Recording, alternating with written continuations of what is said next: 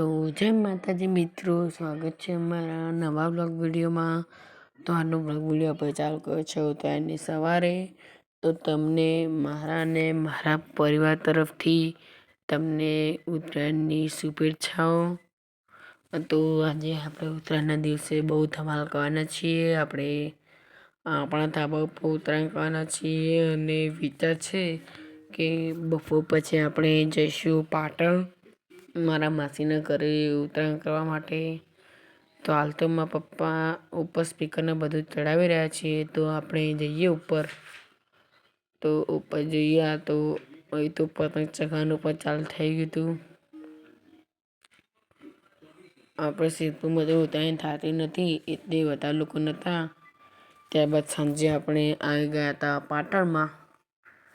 પાટણમાં લોકો તો જબરજસ્ત પતંગ ચગાવે છે. નાના બાળકોથી મોટા લોકો પતંગ ચગાવે છે. તમને આકાશમાં એવું લાગતું હશે કે પતંગ બહુ ઓછા ચગી રહ્યા છે, પણ જોવા જઈએ તો પાટણમાં ઘણા જ બધા પતંગો ચગી રહ્યા છે. આ બાજુ પતંગની ખેંચામારી થઈ રહી છે, પેડ લડાવી રહ્યા છે. તો તમને પણ પતંગ ચગાવતા આવડે છે કે નહીં, કમેન્ટમાં બતાવજો. કમેન્ટમાં જવાબ આપજો કે તમને પતંગ ચગાવતા કે પેડ લડાવતા આવડે છે કે નહીં. અને તમે ઉત્તરાયણના દિવસે કેટલી પતંગ ચગાવી એ પણ કમેન્ટ કરજો. તો અહીં થોડું બપોર થઈ ગઈ છે, 3-4 વાગી ગયા છે. તો પણ હજુ કેટલા લોકો પતંગ ચગાવી રહ્યા છે તમે જોઈ શકો છો.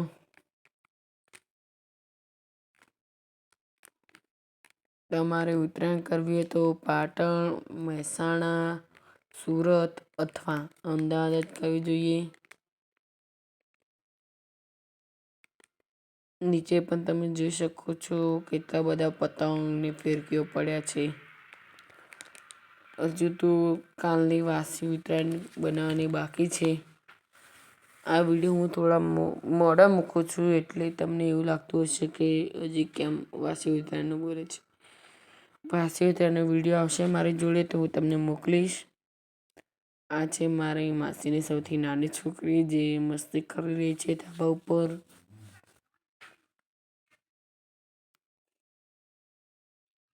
મારી માસીની છોકરીની જે ફઈ છે, આ તેમના ફઈની છોકરી છે. બંને નાની હોવાથી બહુ જ મસ્તી કાઢે છે. આખા ધાબા પર ધૂમ મચાવી દે રહ્યા છે. ત્યારબાદ સાંજનો સમય થઈ ગયો, દાડો આથમવા પણ આવ્યો તો પણ હજુ લોકો પતંગ ચગાવવાનું મૂકતા જ નથી. ત્યારબાદ રાતે આપણે નીચે આવી ગયા, જમવાનો ટાઈમ થઈ ગયો. તો હવે આપણે જમી લઈએ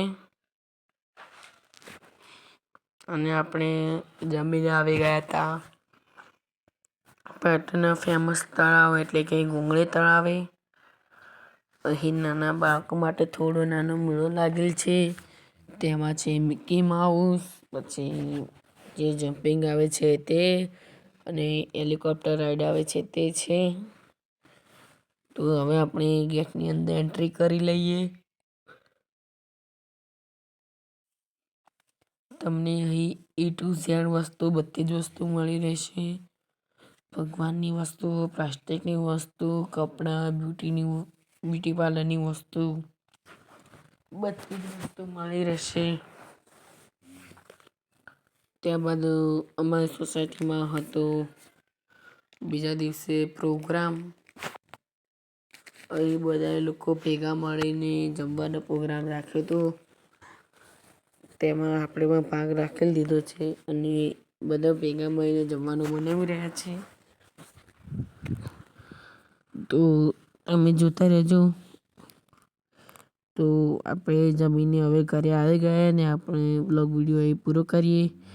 તો અમારી ચેનલને લાઈક કરજો, શેર કરજો અને અમારા બ્લોગ વિડીયો તમારા સુધી સૌથી પહેલાં આવે તે માટે અમારી ચેનલને કહી દેજો સબસ્ક્રાઈબ. મળીએ નવા બ્લોગ વિડીયોમાં.